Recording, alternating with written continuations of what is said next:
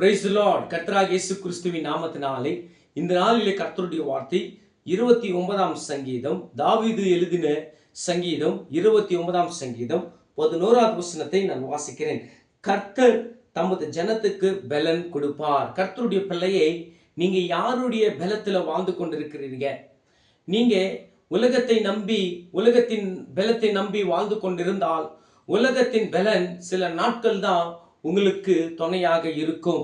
சில மனுஷனுடைய பலனை நம்பி நீங்கள் வாழ்ந்து கொண்டிருந்தால், அந்த மனுஷன் உன்னை எத்தனை நாள் தான் பார்ப்பான், எத்தனை நாள் தான் உன்னை தாங்குவான். உலகத்தை நம்பியதை விட்டு, மனுஷனை நம்பியதை விட்டு, கர்த்தரை நம்புகிற பிள்ளைகளாக நீங்க இந்த வார்த்தை மூலியமா மாறுவீங்க, மனம் திரும்புவீங்க என்று நான் விசுவாசிக்கிறேன்.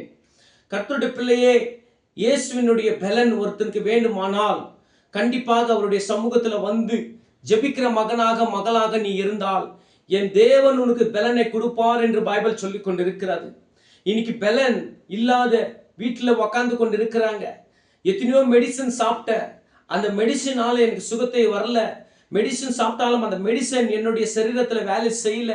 எவ்வளோதான் ஹாஸ்பிட்டலுக்கு போகட்டும், எத்தனை மெடிசனுக்காக எவ்வளோ கடன் வாங்கட்டும், எத்தனை ஹாஸ்பிட்டல் சுத்துட்டோம், எவ்வளோதான் டிராவல் சார்ஜ், எவ்வளோ நாட்கள் தான் என்னுடைய வாழ்க்கையில பலன் இல்லாத நான் மூலையில உக்காந்து கொண்டிருக்கிறது. கர்த்தர் எனக்கு யார்தான் விடுதலை கொடுக்க முடியும் என்று கண்ணீரோடு இருக்கிற பிள்ளைகளுக்கு ஆண்டவர் சொல்லிக் கொண்டிருக்கிறார். நான் உனக்கு பலனை கொடுப்பேன் என்று ஆண்டவர் சொல்லிக் கொண்டிருக்கிறார்.